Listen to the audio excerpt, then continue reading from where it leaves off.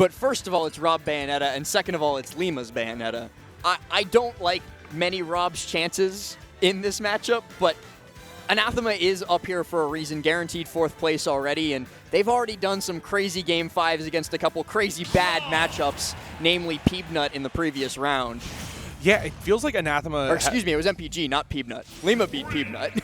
Yeah, I was going to say also, Anathema came out of the Youngling matchup in a Game 5 where I was like, oh, well, that's probably a pretty good Youngling matchup. But now, Anathema's gone 2 Game 5 sets, so having to find a way to succeed in a matchup against Lima's Bayo where you're basically combo fodder.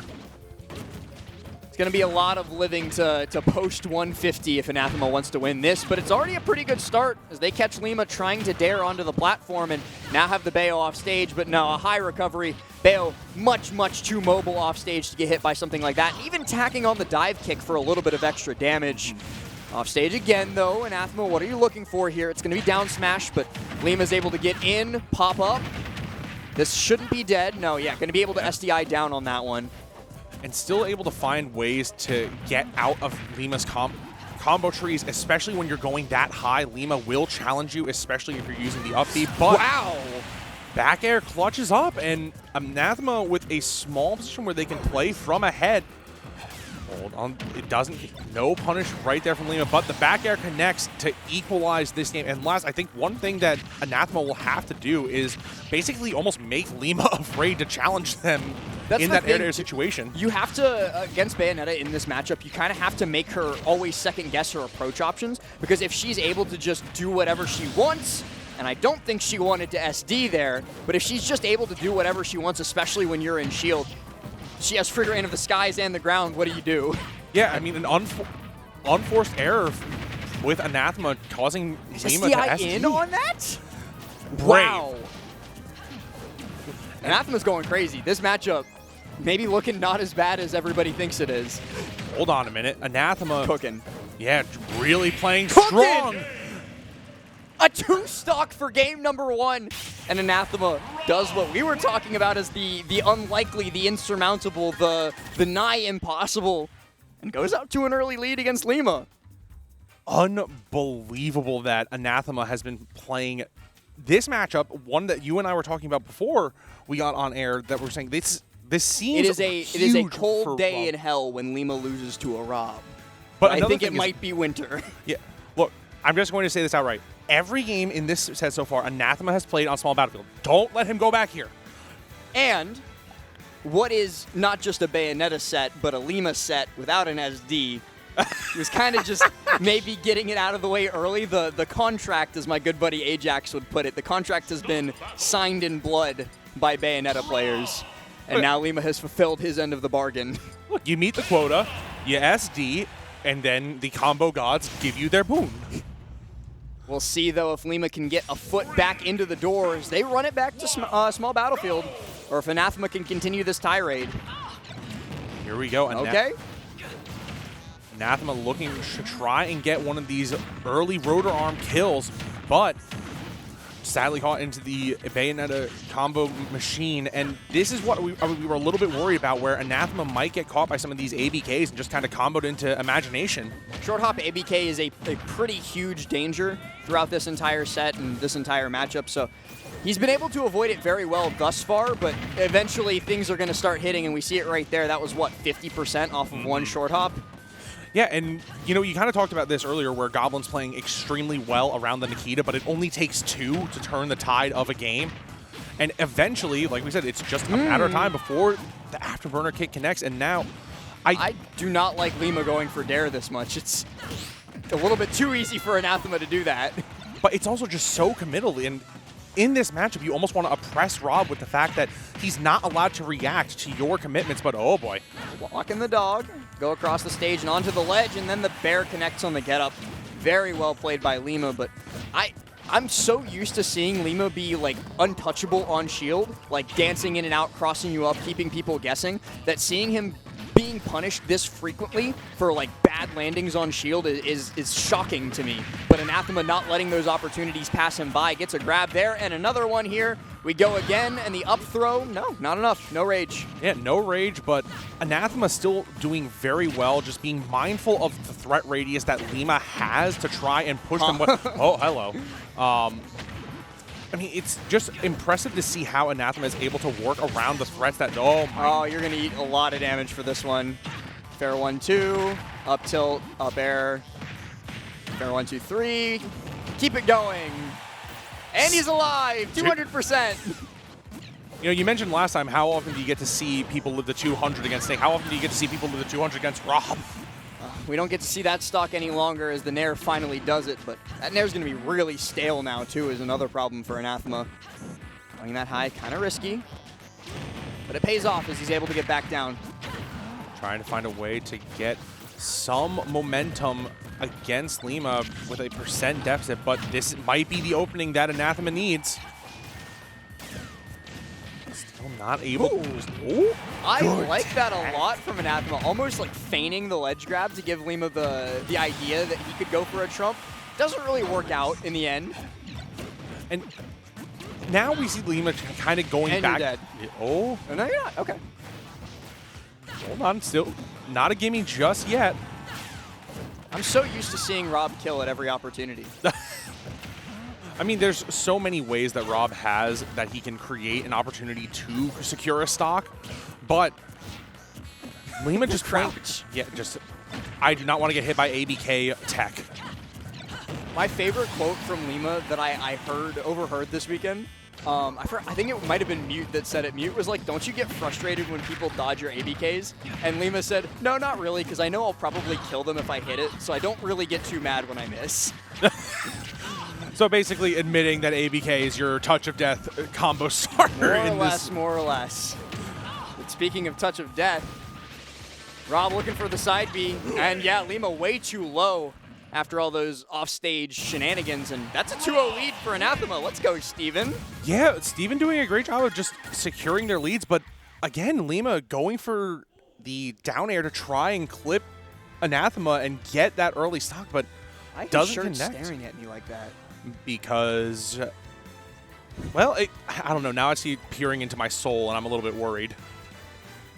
I can't look away. Why is she looking at me like that? You will take me to small battlefield again.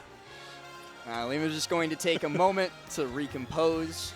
Take a quick sip of that little green tea that he's got. That's a big tub of tea. Yeah, that is a gigantic green tea. It is just so this could be, you know, we've seen.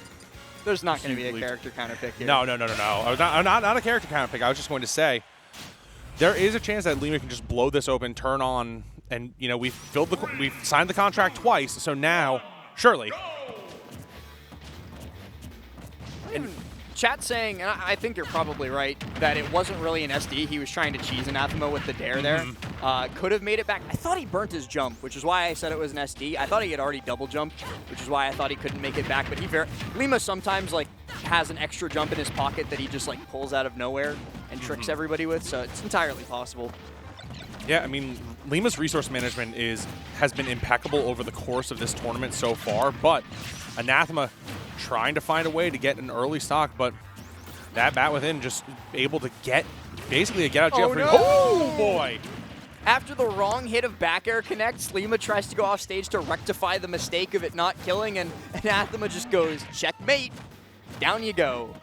You know, we'd been saying earlier over the course of this tournament how Lima is so good at calling out that one. What are you doing down there? Yeah, don't do that. Uh-oh. You know, all that for nothing, too. Neither one of them even hit the other. It just feels like it's one mistimed defensive option, and normally it's Bayonetta punishing you for that, right? But Anathema has just been taking away stocks for one bad decision in this set. Steven's reversals have been ridiculous this entire set. It's almost like he's waiting for it every time, but Lima calling out the tech off the wall there with a back air. That's going to be the stock. So we're back to dead even, and it doesn't stay even for long when Bayo is on the screen. She gets 44 in the blink of an eye and looks to keep going. Up B, no, actually up air. I mean, this is one of the things where I almost wonder if Lima isn't continuing the combos with intention to say, okay, let's scout out the defensive option, so next time we get that connecting hit, we can easily continue knowing your common habit. And let's not neglect the fact that a lot of the times when Lima does go for the longer combos, Anathema is SDIing them masterfully. We saw earlier, like, the fair 1-2-3, Anathema popped out behind Lima. Like, that is not normally. No, it's not normally the defensive route we're going to see, and here comes the giant really fist. Smart, like standing, backing up to be on top of the gyro, then doing like the backwards drifting witch time so that you can start it up off of the gyro and then just an F smash. Very, very smart from Lima. I know it seems like this is it's not an untenable position for Anathema. This is just one good aerial away from sealing out and equalizing the game. Hold on. He should still be able to make this back. No, the bats within takes him too low. So, like you said, not an untenable position. We're back to even.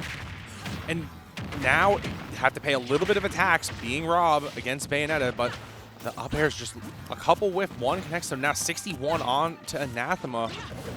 It feels like you said, these down airs are just almost too committal, and that's what's sabotaging Lima's neutral or advantage. A lot of the time when Lima goes for down air, it's usually out of footstool. We don't see him doing them all that often, but I'd imagine it's part of the game plan for Rob in some way. You just haven't really seen them working out. Why are you going that low? Get out of there. Thank you. Okay, that is... Thank you. It has been a game of chicken below the stage for both of these players, and we're both just praying, get back to the stage. We've seen Lima lose that game of chicken, I think, every time. Yeah, now it's just get back to the stage. Oh, my goodness. Hold on. Can Steve make it back to the stage? Going low, daring Lima to follow him. And can he make it back? Gets to the ledge. Okay. I've got plenty of fuel for that situation. F-throw here should not be enough to kill, but it is going to give Lima great stage positioning. You know he's just looking for Bear. Oh. And now 188, we're pretty much at that max rage point where I don't want to get touched by anything that Anathema has. F-throw definitely wouldn't have done it from cross stage. Shalima, again, opting for the stage positioning, drop down nair. Makes it but back. Anathema goes so high and doesn't let Lima connect. 219, and it's finally up air that does it, and Lima gets on the board. Yeah, and so Lima absolutely needed to take this game to try and regain some of the momentum that Anathema has just basically taken after. I mean, especially even stock one in that game 3, the dare KO. Anathema just a brick wall that Lima had to keep slamming his head into until eventually it cracked. Every set that we have had, at least so far that I've been up here for top 8, Anathema has been playing on small battlefield. I almost wonder do you think just running it back continually, small battlefield, small battlefield, small battlefield, has just given Anathema some comfort where you can just think about the mistakes you may have made in the previous game so you can adapt a little more quickly? I think it is a comfort thing where it's in your head you can go all other things are equal. So the only thing that changes between these two games is that I'm going to play better. It's that sort of like mentality shifting thing rather than like, let's shift the whole game plan because we're on a different stage and I have to think of a different platform layout and you know all that other stuff. It's removing those variables from the game so that Anathema can solely think about playing better. Yeah, and again, playing the game of chicken under the stage, despite having 3 stocks, Lima has to make sure you can keep your footing and stay away from Anathema. Double gyro toss always gets me a little bit nervous when Anathema's on the screen, but Lima's able to get to the ledge before any more damage is done. That's going to be a down tilt grab, though. That mash from Lima, insane, and then bat within, just your get out of jail free card for that situation. Heel slide going to set up for the up B.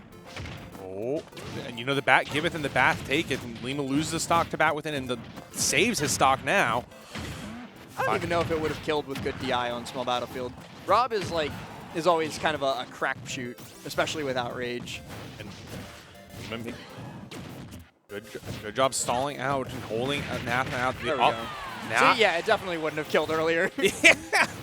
But Anathema has been playing this matchup so well, staying out of Lima's immediate threat range, and still, look, just baiting Lima to go low.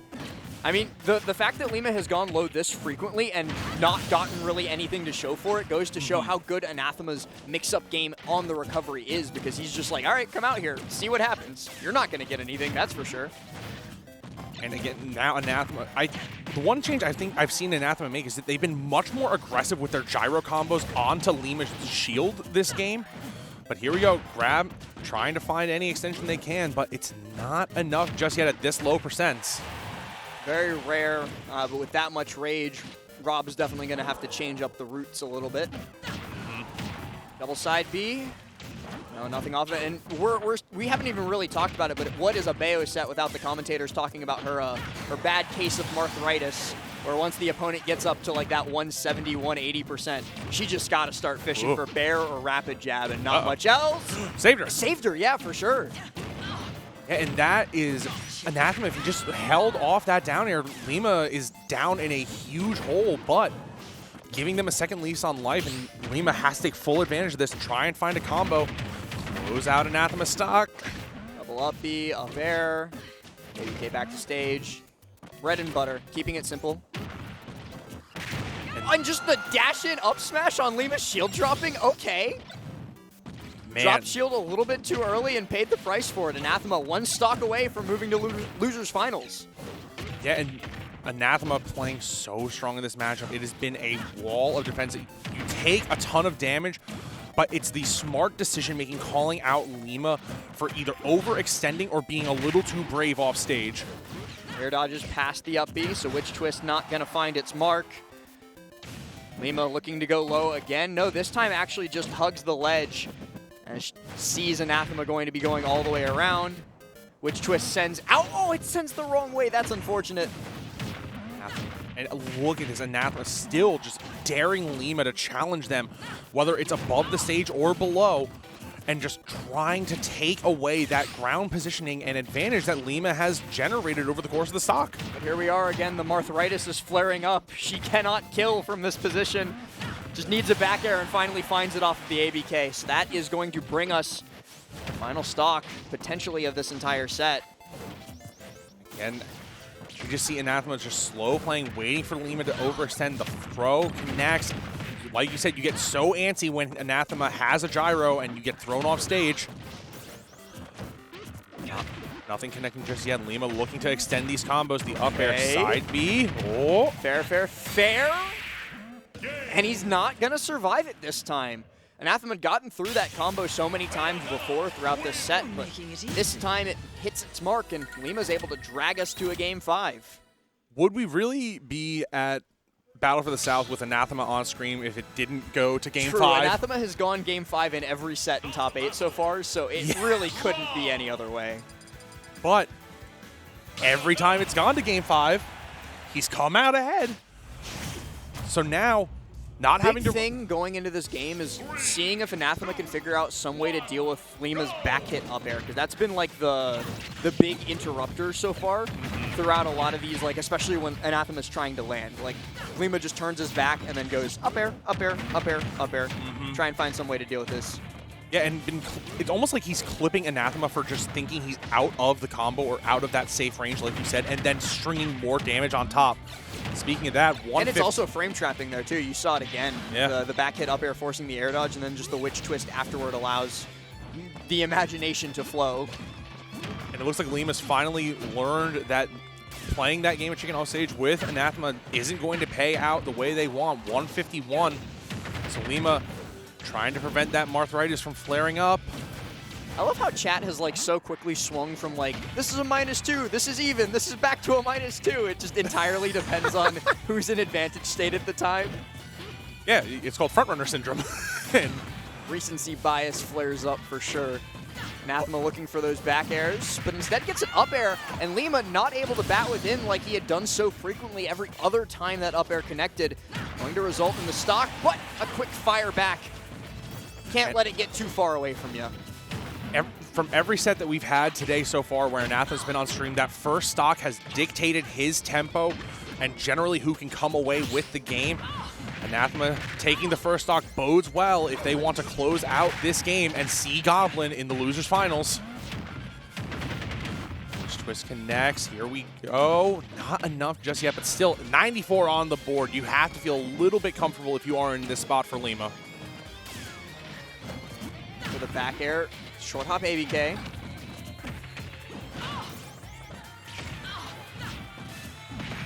The up air. This is such a tense situation because I feel like whoever takes this stock, if they can build just a tiny bit, even like 10-20% worth of extra credit, it puts them in so good of a position. But just walking across the stage, it's the 1-2-3 to push him out. Hold on a minute. And yeah, Anathema just continues to mix. Will not give Lima that offstage interaction that he wants so badly. You know, we keep saying like, oh, well, he's now goading him off stage to try and fight low, but it's a benefit for Anathema. Well, tries to recharge the shield, but now Lima gets... And no extra credit. Gets 0% worth of it, so it's just going to come down to who plays better here and now. No benefits, no trickery. Back air connects, Lima pushes Anathema to the ledge once more and looks to cheese a stock at the 11th hour. Here we go, up to the skies. Using the gyro and everything. Just a full expression of the kit from Bayonetta on Lima's side. 141. Anathema has to find any way to just get your feet back on the ground. And I love these full hops. The full hop drift back from Lima, showing like, Anathema, you have to swing at me. I'm not going to run into you here. And there it is, the parry on the nair. Throws the gyro up. Now Anathema trying to find any way they can to get back in. The back air connects, and Lima clutches their spot to losers finals against Goblin. -2. Anyway, Lima moving on.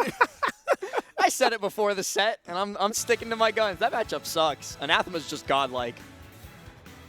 Man, when you have someone so talented like Anathema just making that matchup look somewhat playable in a lot of scenarios. You know, game 1, game 2, they started off pretty strong, getting a lot of great reads defensively on Lima, whether it's using the ABK to try and get back to the ledge and then daring you to go low. I'm amazed at how many times Lima went low off stage and got nothing from it. Anathema was just able to freely recover back to stage without, I can't say without fear of Lima, because if Lima did connect, it would have been kind of disastrous, but without too much fear of Lima, knowing that he had both the movement and the mix-ups to be able to get past him. Yeah, I mean, we saw this also with Lima when they played Mute. Both of them were just kind of playing under the stage.